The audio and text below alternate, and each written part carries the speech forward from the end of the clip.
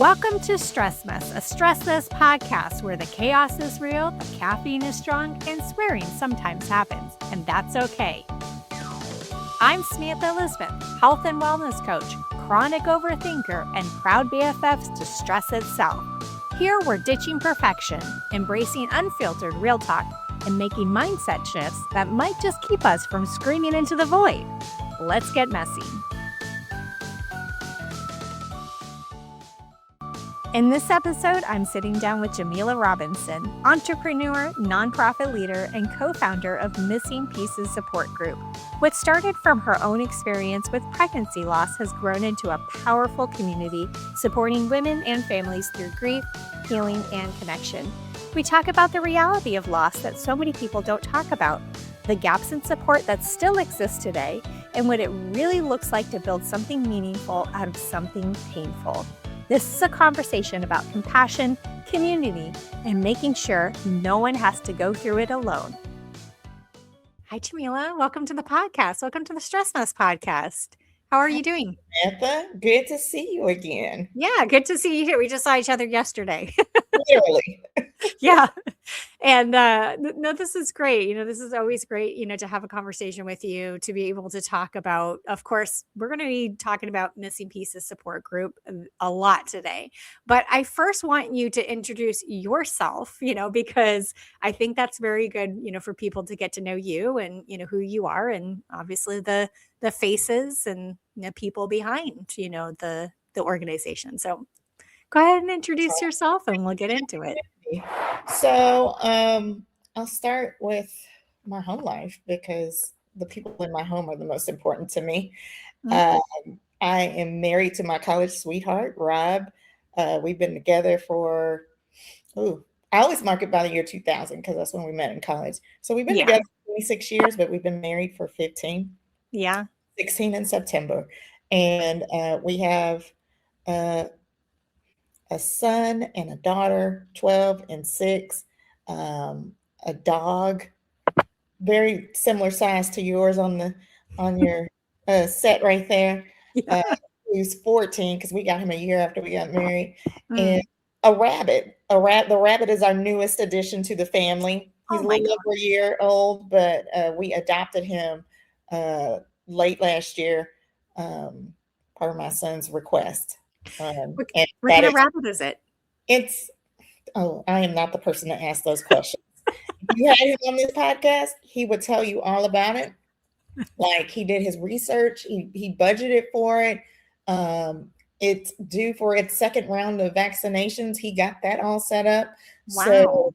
So yeah, it is truly his pet that the rest of us have just learned to love.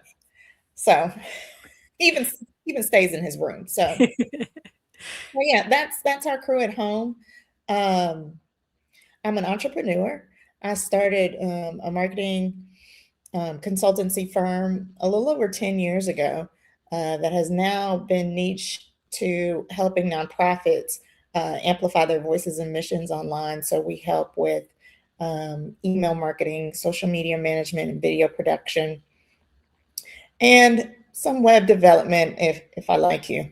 Web development is not my strong suit. But I've got trusted partners around me for referrals for that. That's great. The reason that I decided to change lanes and specifically work with nonprofits is because almost 5 years ago, I founded a nonprofit with Emily, my co-founder, and 2 other women that I met in a support group because we had experienced something really traumatic in the form of pregnancy loss. And so now we reach back into that community to close the gap between resources, which is what the 4 of us found when we encountered this type of loss, and to bring awareness and community around something that is so common, but feels so isolating when it happes to you. Yeah. The conversation just hasn't been normalized. And so we are here to make those strides through the organization. Yeah, well, definitely. I want to go back a little bit, just overall. I would love, obviously, to talk about missing pieces, because that is something that's very big in my heart, and of course, we're on a team now, to make it happen. But I really wanted to talk about because the work that you do and elevate your impact, that is very crucial for a lot of nonprofits to be able to get that kind of support because. In Houston alone, I think we have like 2,500 nonprofits, and to break through that noise of all of the other nonprofits, how do you help those nonprofits? I know through that, but like how do they find you, and how do they start to work with you? Yeah, that's a great call out. Houston is like a nonprofit hub. Not only is Houston the most philanthropic community, but there are so many charities that are birthed from this ecosystem. So, as a new nonprofit leader that owned a business, I knew how important it was to network, right? And as I'm networking with other nonprofits, I learned that we like to share everything we know, resource wise and um, tool wise, and people that we know wise, whenever we get to connect, right? Mm. But I also needed community in helping me to learn and grow. So I started building that community for newer nonprofit founders and organizations that are, looking for a leg up and scaling and amplifying their mission. And so, through Elevate Your Impact, we host quarterly networking events that gives nonprofit leaders an opportunity to not only network but have an educational experience through the themed topic of the day. And a theme is carried out through a featured presentation from an expert, extended through a panelist of other experts that are in that same space. And then we also curate a breakout session where the nonprofit leaders, get to apply what they've just heard about in a meaningful or practical way and can receive feedback from the experts in the room. And, everyone that enters that experience always leaves with their hearts filled because they have met and connected with other people that go through similar struggles and uh, similar growing pains, right? And they now feel equipped in ways that they hadn't been before.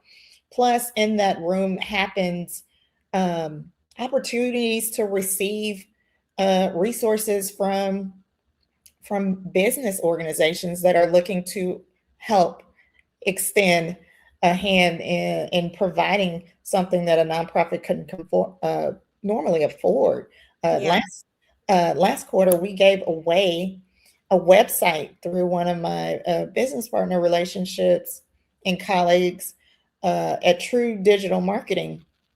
And so this newer nonprofit who didn't even have a website presence now has a professionally built website where they can share their mission, their stories, their impact, and stuff like that just fills your heart. And the giving in that room is it's infectious. Like we normally have a quarterly $250 grant giveaway, right? And then I find other resources for giveaways. But if there are other business owners in that room, they commonly approach me and say, "Hey, I want to give away something. Hey, I enjoy this experience. Let me gift something to through the giveaway." And Hmm. so just being in the space is like an opportunity to be blessed, not only educationally, but with really good free resources. Yeah, definitely. I had the pleasure of experiencing a session myself, and that was very impactful to hear from the nonprofits and be able to hear some of their challenges, things that they're Mhm. working on. But not only that, being able to help them, with some perspective of my own. with, in my own business and, how I help others, not just nonprofits, but regular businesses too, or for-profit businesses. Yeah, But, you gave away free headshots at the one that you were at. I know. And You are that's the using headshot that I them. use. Yes, and you are using them, and they look great, by the way. Oh, yeah. Yeah. Quincy, that was it. I'm going to have to link him as well. Good. He did so Good good. shout out. Amazing job. Yeah, he did.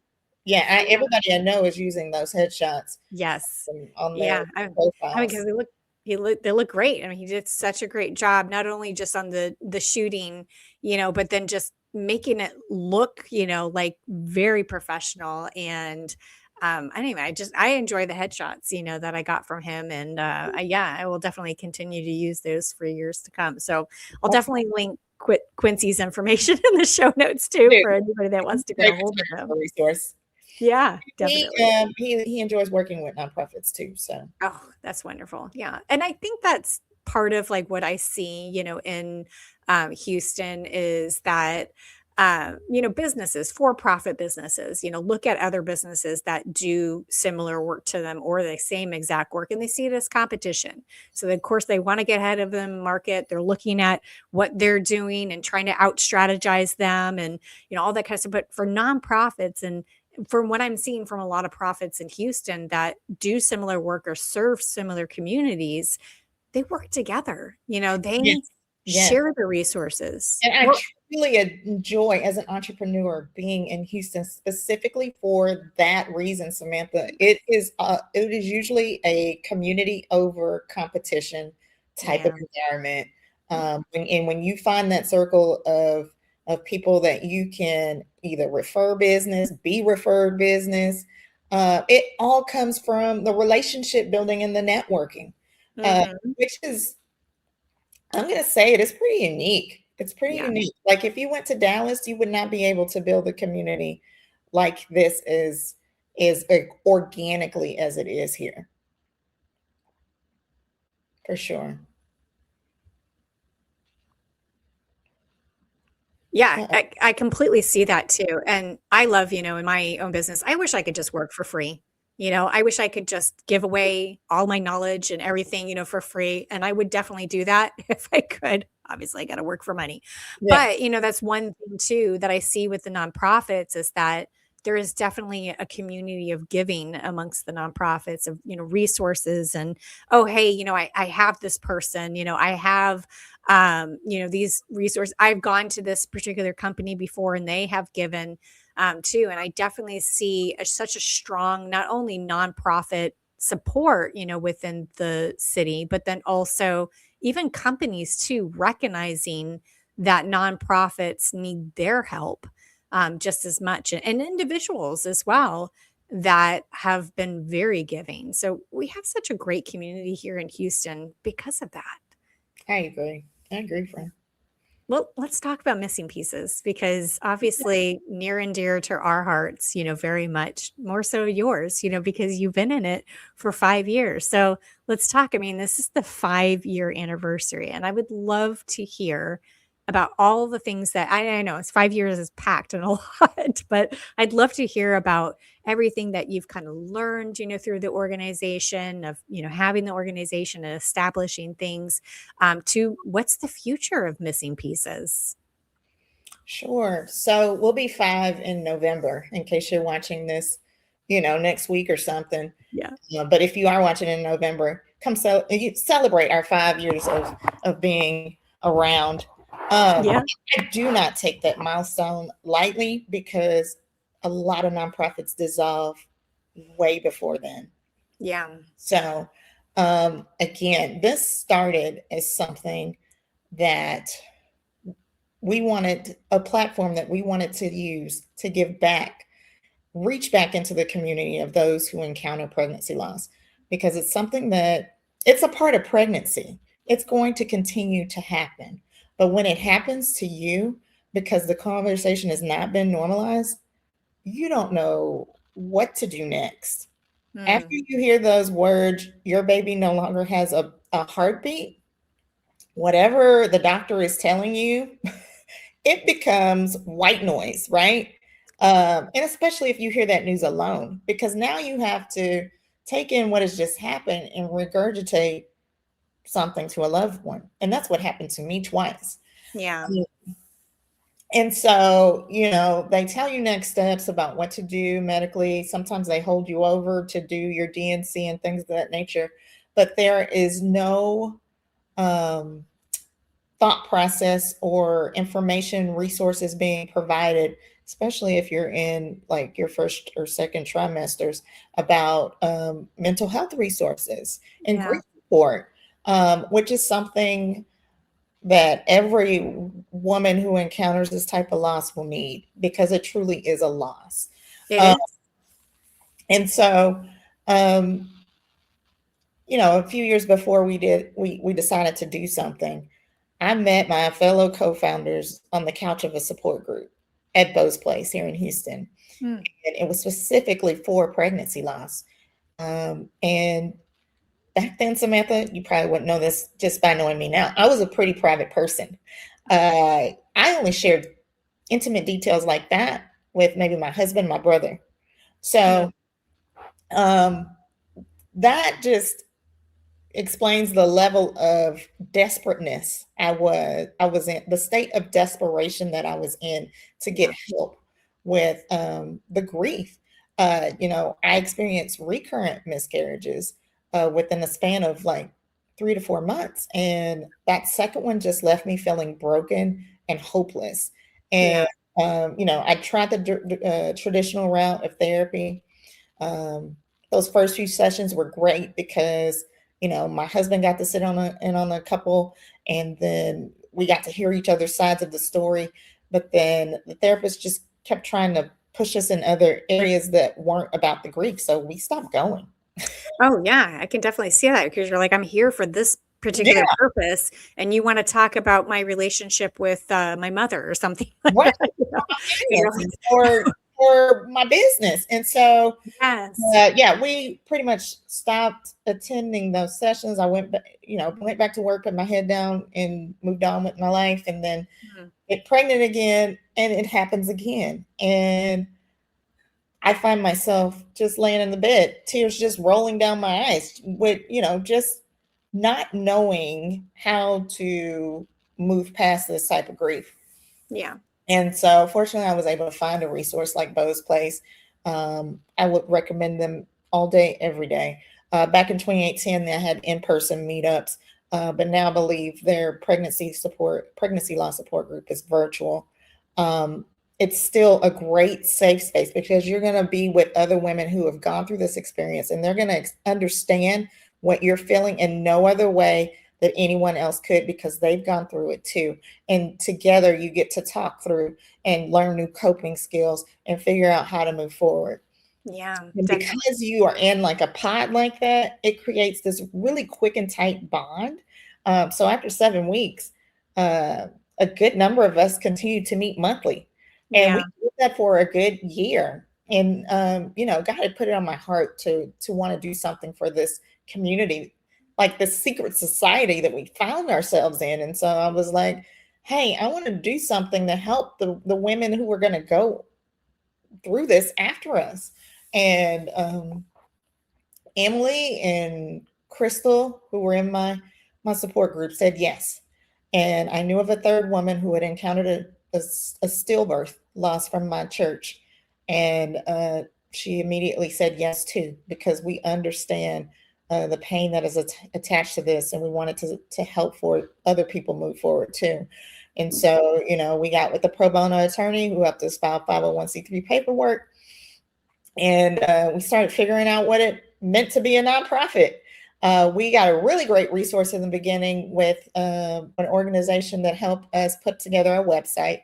And through that website, we decided, hey, we're going to give out a care package to women who go through this. And we curated the items with things we would have wanted to receive when we experienced that pregnancy loss.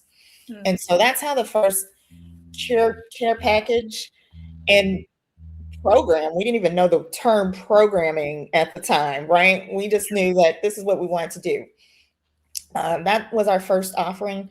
women could go to the website and request one for free. If we knew of a friend or someone that had gone through it, we had some stacked in our homes to just be ready to hand out right when it happened. Yeah.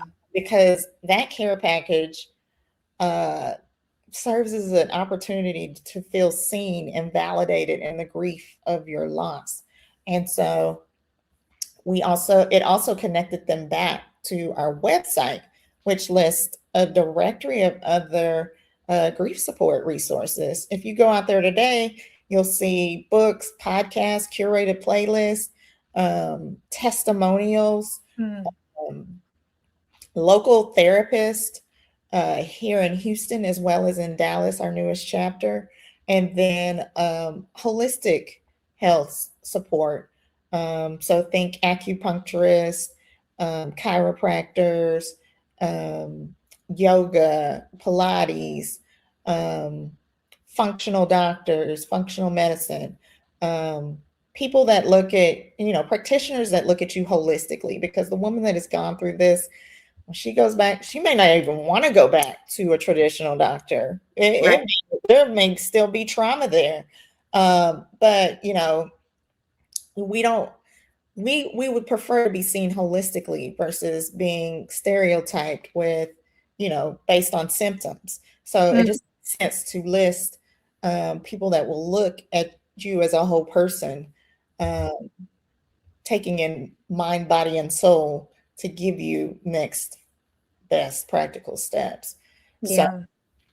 So, through after curating the first program, which has now grown into partnering with places where these losses happen to distribute the care packages. So we have a partnership with Women's Hospital, where we give them 30 boxes a month to hand off to women when this situation encounters or happens. And then we partner with birthing and wellness centers like Heart of Houston, who has a good number of our bags on hand should one of their patients experience this type of loss.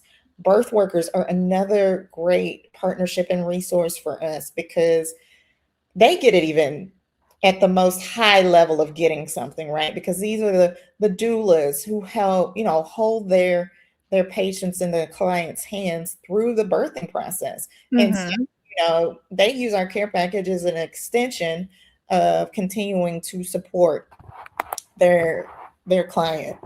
And so, that program continues to grow in meaningful ways. We even create community through service projects that help us sustainably continue to offer those care packages for free. And love to see where that's going. And then as we moved along and, learning how to support the community through resources, we wanted to give back in a way that served us, which was the support group. And so we were able to connect with a trauma therapist who helped us curate some curriculum for a grief work cohort. And we launched that about 2 years ago, and that program has just taken off under the leadership and direction of our new loss support program manager, Rebecca Tapik, who has worked really hard to create community amongst her colleagues to help us provide a meaningful way to help women who encounter the loss. So we still have the 7-week grief cohort. It's available virtually, so you don't have to be in Houston or Dallas to participate. And then we have extensions of that support group where there's an opportunity to meet in person once you've gone through the grief work, if you are in Houston and Dallas, where we do either a self-care activity or a service project, just because we know that there is healing and movement and continued community around something that's common. And then we also have a peer group for women who have experienced pregnancy loss and are now pregnant again. As you and I know, that is a really, really scary time. Yes. So that group has been a really solid community for those in that situation for a good year, almost year and a half now. And we have seen some rainbow babies come from that group.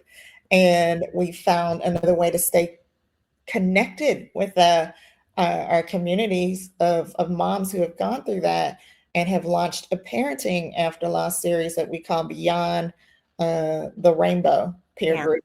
And so, it's another way to stay connected with a community of people that have gone through this and are moving forward in their lives, acknowledging the grief that they've went through, right? But learning how to be a good parent to their new child.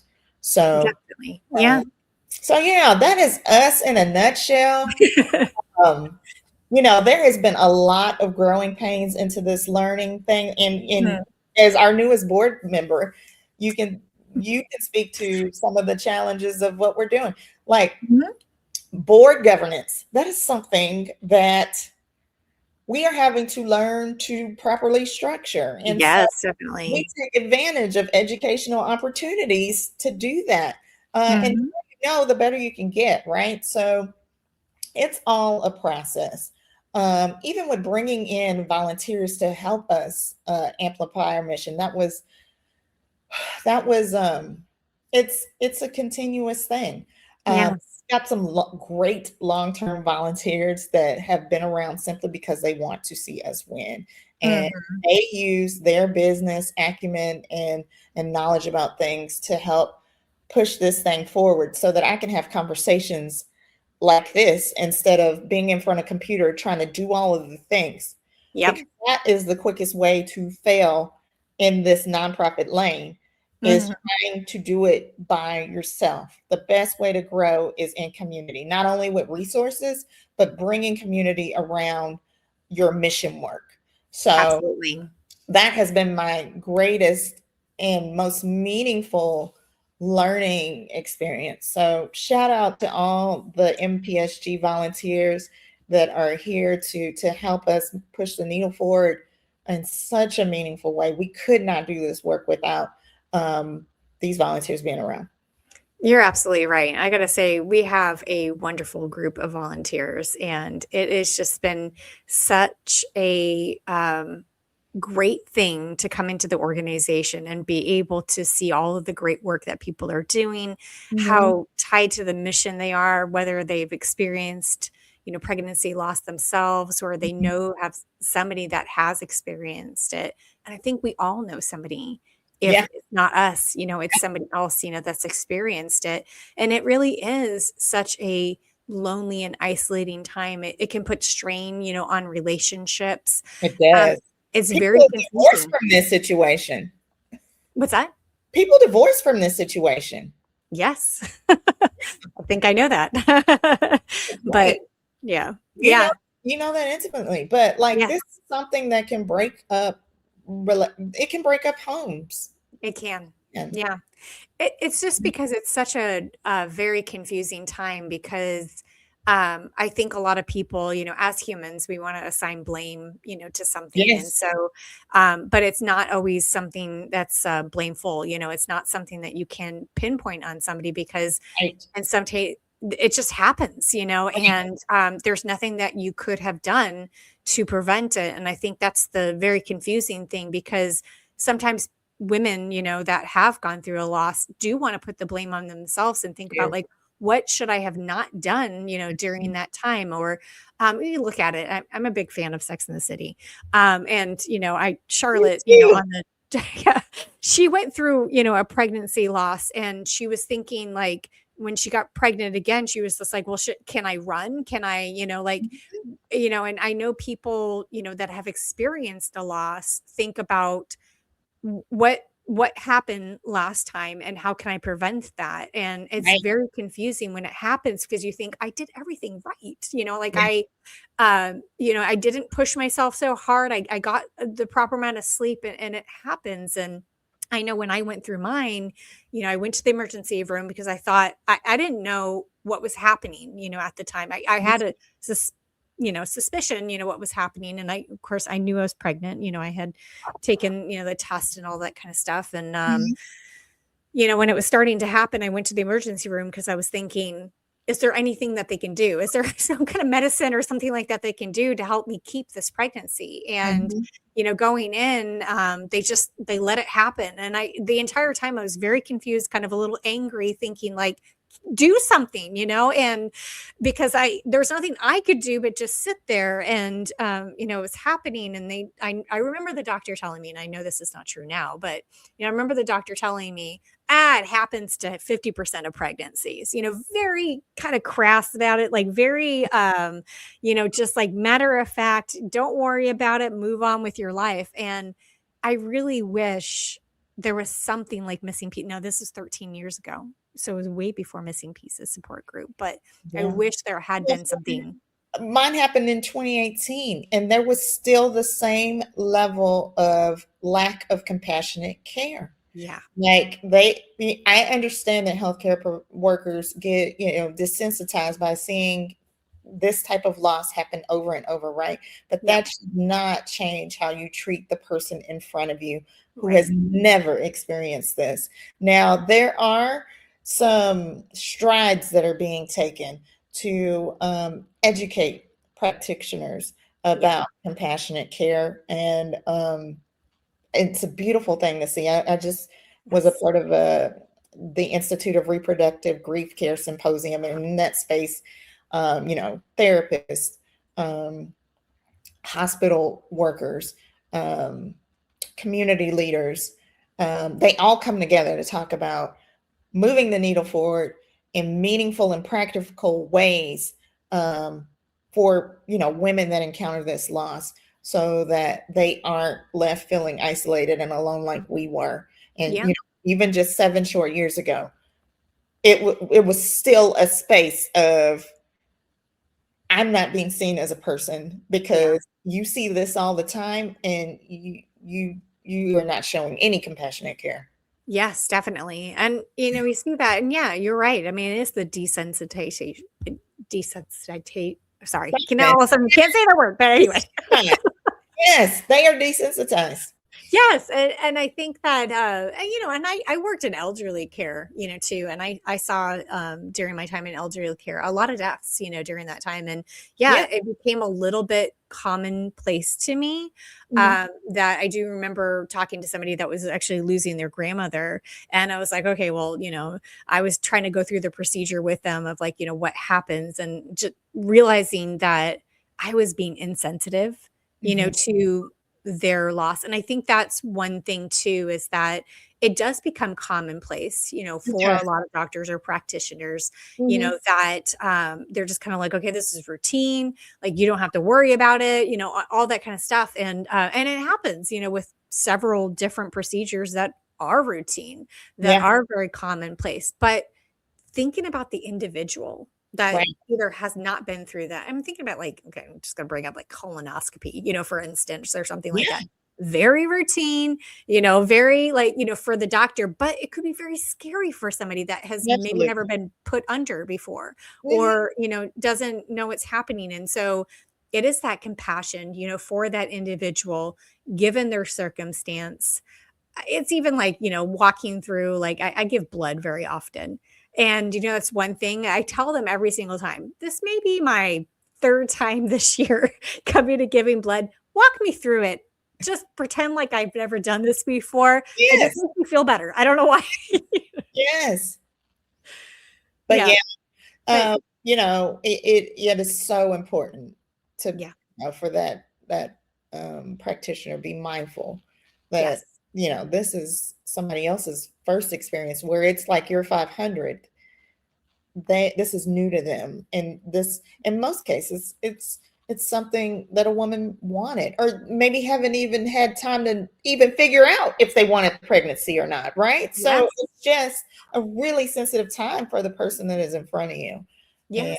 And there are strides being made. I can tell that from the research and the product tools and information gathering that they're doing through healthcare platforms. And I'm thankful to see that in action. But it's a long time coming, Samantha. Yes. A very long time coming. Oh, yes, definitely. I completely understand that. I do want to make the recognition of like that people are in different, situations when they do experience a loss. You're Yes. right. There might be where they haven't even made the decision yet, or it could be several times that it's happened to them, or the first time, or even that Or you they may have to children. terminate for a medical decision, the medical purposes. Like That's very there true. is no choice other than to terminate the pregnancy. Yes. That's tough. Yeah, exactly. I mean, we could talk about the involuntary and the voluntary too, Exactly. because Exactly. And we meet that's the needs of both communities through our support group yeah, program. So yeah. I mean, because that's pain for your body, yes, regardless. But then it's also that kind of emotional aftermath, of the pain because it echoes throughout your body, whether it's there or not. yes, And it's the same thing for that type of loss is absolutely. that echoing, for a lot of people.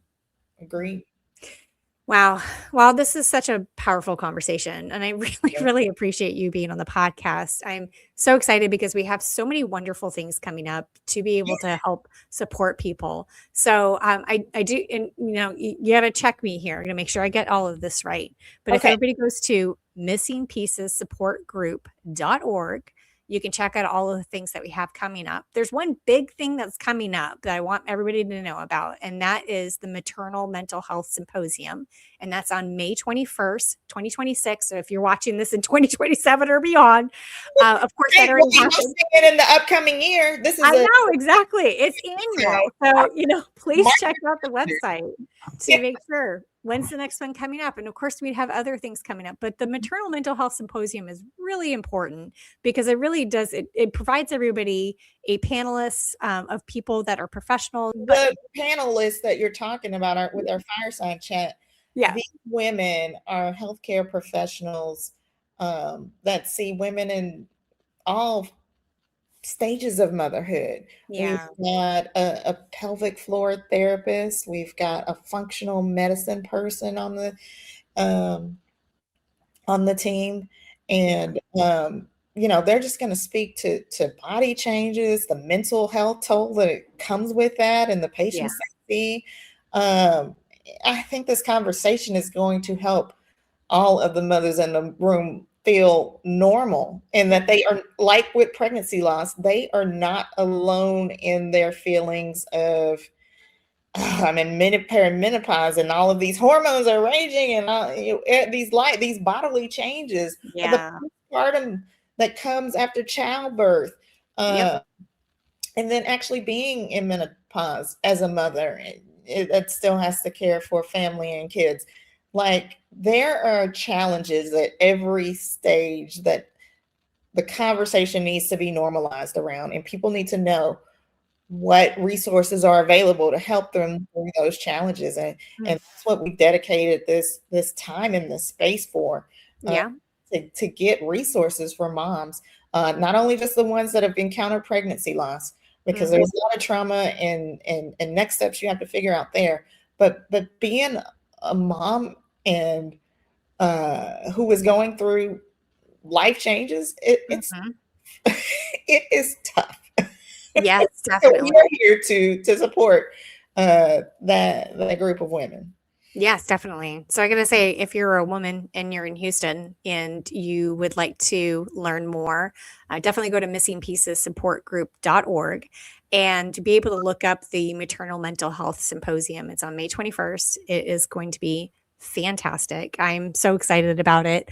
I'm also excited about everything else that we have coming up. But and you put that, Samantha, we have a silent auction that launches on the 12th. I believe that's today. Yeah. In honor of Stress Awareness Month. and it culminates through the 25th, which is Infertility Awareness Week. But we have curated a list of items that we are auctioning that speak to self-care and self-care experiences, to pamper, not only lost moms, but moms and people in general who just need to take some time and give themselves the self-care that they need. As Americans, we overwork ourselves. Especially if you're an entrepreneur, there's so much temptation to just not stop working. Like, a lot of people work 7 days a week. I know, more than 12 hours a day. But I think there is power in stopping and being still and taking some time for yourself. And I had to learn that the hard way. But being intentional about giving yourself the self-care that you need, whether that's, a day off, or, sitting by yourself and reading, or just being still. Yeah, definitely. You need to do that. Yeah, I know. It's part of our cultural norms, within the US, is to overwork yourself and to feel loyal, to your workplace and everything. But to feel bad when you're taking a break. And exactly. That's not how it was designed. Yes. Yeah, exactly. And I think that's something very, very important. And I love that the silent auction is really focusing on self-care. So as of the go live of this podcast, the silent auction will be going on. So I'll make sure in the show notes that I put that on there so you guys can check it out. There's places, on there that are Houston specific too, but I do believe there's some items that somebody can purchase that necessarily won't be Houston specific, if I recall. Oh, absolutely. We even have an experience, a self-care retreat that's actually in California. That's right. I saw that. 4 or 5 members. So you get with your good girlfriends and go in to bid on that one, to get away and have a retreat that you all can rest and relax and enjoy each other's company. So there's all kinds of items out there. There's even some buy now items that will be launched on the 12th. So go out there now. If you said it'll be launched after the launch, or this will be released after the launch, but look for those buy now opportunities, as well as the meaningful experiences that will bring you some self-care and some joy. Yes. Yeah, definitely. Well, I am so excited. I'm excited about the future of Missing Pieces, and we're excited that you're here. You have yet to introduce yourself as a board member to your stress mess community. And we appreciate the good couple of months that you've put in. We know that you are in this for the long haul of things. The impact that we're trying to create here, to help women and families that encounter this. And you're very like-minded about not wanting anyone to feel alone when this happens to them. So thank you for being a part of the crew. Well, thank you so much for giving me the opportunity to be a part of it, because this has just been, these last couple of months have been a wonderful whirlwind for me. And I'm just so excited that I get to work with such wonderful people that also support wonderful people too. So thank you so much. And thanks so much for being on the podcast too. This is absolutely, fantastic. I'll join anytime you want me to. All right. Awesome. Well, maybe we'll just make this a regular segment. What's going on with Missing Pieces? I'm not opposed to that, friend. Not Hey, actually, that's not a bad idea. Yeah. All right. Great ideas. Yeah. All right. Well, wonderful. Well, thank you so much. Yes. Thank you for the opportunity.